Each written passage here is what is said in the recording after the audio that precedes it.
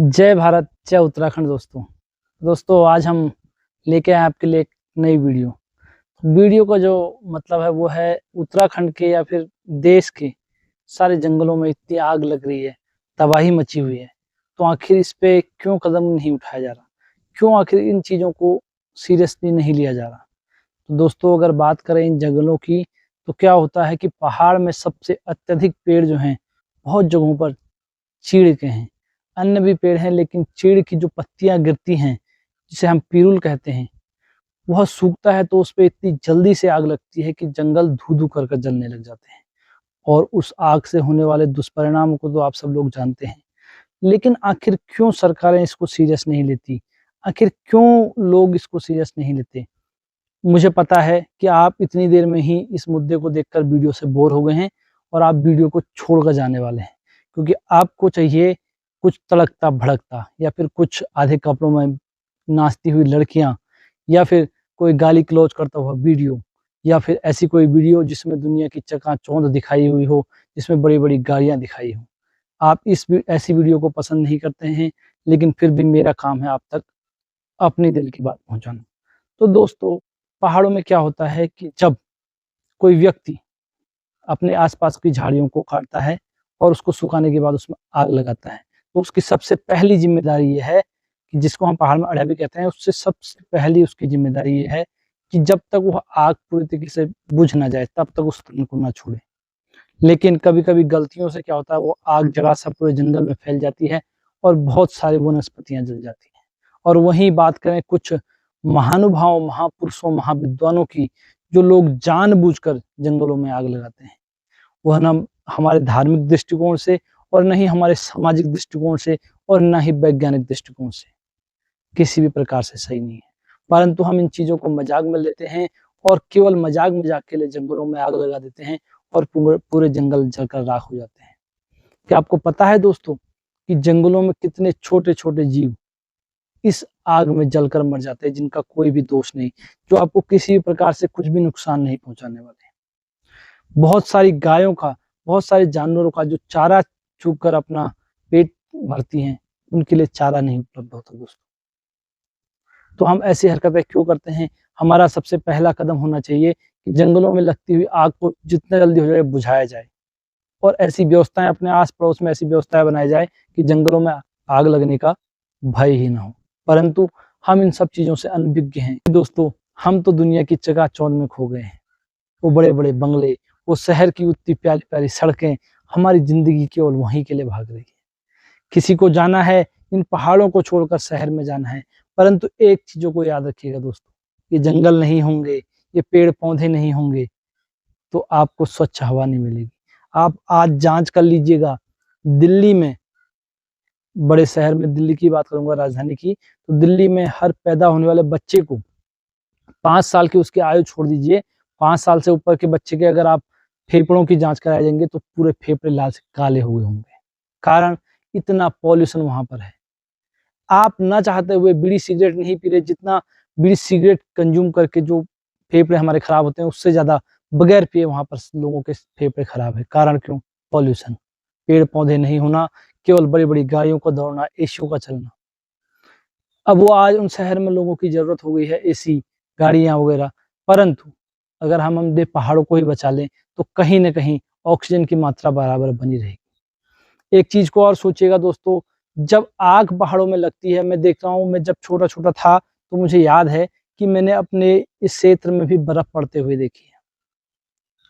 लेकिन धीरे-धीरे वो बर्फ़ आज हमारे लिए एक सपना हो गया है कि वो बर्फ़ कब पड़ेगी, लेकिन नहीं पड़ती। कारण है कि हमने इतना पॉल्यूशन फैला दिया है, हमने प्रकृति को इतना बर्बाद कर दिया है कि हम उसकी तरफ आज देखना नहीं चाहते। देखना तो छोड़िए, हम सोचते तक नहीं हैं।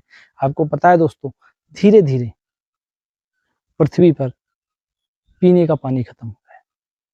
पानी बहुत ज़्यादा पृथ्वी पर है, परंतु पीने का पानी कुछ ही प्रतिशत है, जो धीरे-धीरे खत्म हो रहा है। और जो अगला विश्व युद्ध होगा, ध्यान रखिएगा दोस्तों, या तो वर्चस्व की लड़ाई होगी देशों की, मेरे को आगे रखना है, मेरे को आगे रखना है, या फिर जल के लिए लड़ाई होगी। क्योंकि पीने का पानी नहीं होगा, और सबसे पहले वह मारा जाएगा जिसके पास सबसे ज़्यादा पानी होगा। कारण, क्योंकि जो प्यासे लोग होंगे, वो सबसे पहले उस जगह पर अटैक करेंगे जहाँ सबसे ज़्यादा पानी है। तो आखिर सरकारें इस पे कदम क्यों नहीं उठाती, क्यों इस पर आंखें मूंदे खड़े हैं। और लोग, मैं देख रहा हूँ प्रतिदिन ही लोग, हेलो दोस्तों, मेरा भी एक ब्लॉगिंग चैनल है जिसपे मैं भी ब्लॉगिंग करता हूँ, परंतु हमारी जिम्मेदारी होती है ब्लॉगिंग को छोड़कर, अपने रोजमर्रा की जिंदगी को छोड़कर कुछ सामाजिक मुद्दों जो हमारे जीवन से जुड़े हैं उन पे बात करने की। केवल राजनीतिक बात करने से कुछ नहीं होता दोस्तों। तो बात करते हैं, जब किसी जंगल में आग लगती है, जो मैं बात आपको पहले बताया था, हमारे आस-पड़ोस में पहले मेरे घर से हिमालय पूरा साफ दिखता था। अभी भी सर्दियों के टाइम पे पूरा साफ दिखता है, परंतु अभी गर्मियों के टाइम पे इतना धुंध लगा हुआ है कि 1 किलोमीटर दूर तक हम नहीं देख पाते। इसके जिम्मेदार कौन हैं? आप हैं और हम हैं दोस्तों। और जब जंगलों में आग लगती है, उससे जो भीषण गर्मी पैदा होती है, उससे हमारे हिमालय के ग्लेशियर पिघल रहे हैं दोस्तों। और आपको पता ही है, अभी पूर्व में भी आपने देखा था कि जब ग्लेशियर पिघलता है तो किस प्रकार से पूरी तबाही मचाता है। तो उसका परिणाम कौन भोगेगा? और वही शहर वाले भोगेंगे उसका परिणाम, क्योंकि आप हमेशा इस चीज को ध्यान रखिएगा, जो नदी के किनारे बसे हुए शहर हैं पहाड़ों के, उनको नुकसान होगा ग्लेशियरों के पिघलने से। और जब वो पानी बहता हुआ तबाही मचाता हुआ पहुंचेगा तो पहुंचेगा शहरों में। शहरों में उन लोगों का जीना हराम हो जाएगा, जो कि इस प्रदूषण का मुख्य कारण है। और सरकारें इस पर क्या कर रही है दोस्तों, मैं आपको कुछ, देखिए मैं आपको 1-2 पत्र भी दिखा रहा हूँ, जिसमें लगभग वन विभाग के पास वन संरक्षण के नाम से 24 करोड़ रुपया लगभग सालाना आता है, या फिर एक बजट में आता है। अब यह अमाउंट जो है ऊपर नीचे भी हो सकता है हर साल बाय साल, उसके लिए मैं कोई इसकी गारंटी नहीं लेता कि इतना ही बजट हर बार आता है, परंतु इतना बजट लगभग आता है 20 से 25 करोड़ के बीच में। तो आप अपने क्षेत्र के आसपास देखिए, क्या सरकारें कर रही हैं, क्या वन विभाग उसके लिए कार्य कर रहा है। कुछ देखें मैंने, कुछ टाइम पेड़ पौधे लाते हैं और उनको पटक दिया जाता है, फिर ग्राम प्रधानों को या गांव वालों को जिम्मेदारी दी जाती है कि जाइए जंगलों में इनको ऐसे ही रोप के आ जाइए। और ग्राम प्रधान या फिर कोई भी मैं स्पेशल ग्राम प्रधान को ही नहीं कर रहा हूँ, क्योंकि गांव में कार्य सबसे पहले ग्राम प्रधान कराता है।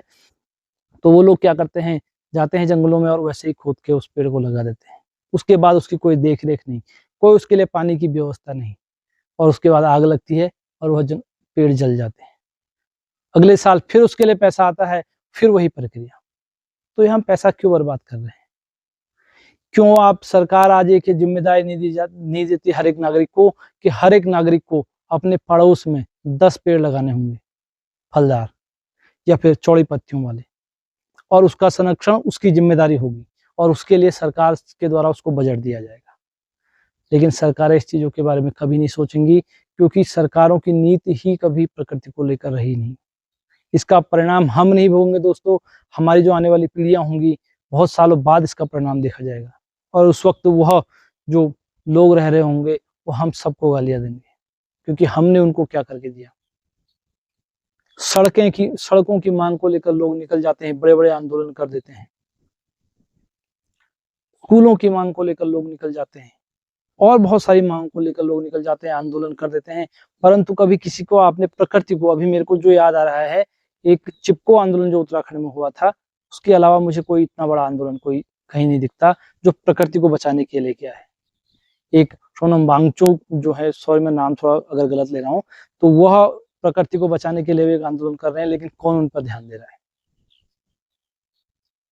क्या सरकारें उस वक्त इस चीजों पर ध्यान देंगी जब सब कुछ खत्म हो चुका होगा? और सबसे बड़ी बात फिर जो मैंने शुरुआत में करी थी, आग, जब तक आप पहाड़ों को आग से नहीं बचाएंगे, आप कोई भी विकास कार्य नहीं कर सकते। क्योंकि इन पहाड़ों की खूबसूरती ही इन पेड़ों से है दोस्तों। जब तक ये पेड़ रहेंगे, जब तक ये हरियाली रहेगी, ये पहाड़ अच्छे दिखाई देंगे, घूमने वाली जगह दिखे जाएंगी। लेकिन जितनी जगह बार बार यह जलते जाएंगे पहाड़, और ये नंगे पहाड़, उसके बाद कोई शोभायमान नहीं होंगे, न इनको कोई देखने आने वाला है। उसका परिणाम ये होगा, जितने टूरिस्ट आ रहे हैं वो टूरिस्ट आने बंद हो जाएंगे। जो टूरिस्टों से आने से लोकल की जो इनकमिंग होती है, जो उनकी थोड़ा आय होती है, वो खत्म हो जाएगी दोस्तों। तो क्या आप कभी इस पर विचार करते हैं? अगर आप थोड़ा भी इस पर विचार करते हैं तो लगाइए पेड़। और अगर कोई ऐसा व्यक्ति जो मेरी इस वीडियो को देख रहा है और इंटरेस्टेड हो पेड़ लगाने के लिए, तो मैं उसके साथ खड़ा हूँ। आइए चलते हैं, अपने आसपास कुछ पेड़ लगाते हैं, इस प्रकृति को बचाते हैं, और एक ऐसी मुहिम शुरू करते हैं कि सरकारों की आंखें खुल जाए और वो प्रकृति की ओर भी ध्यान दे, और इस पर पुरजोर से काम करें। तो मिलते हैं दोस्तों आपसे किसी और अच्छी वीडियो में, तब तक के लिए जय श्री राम।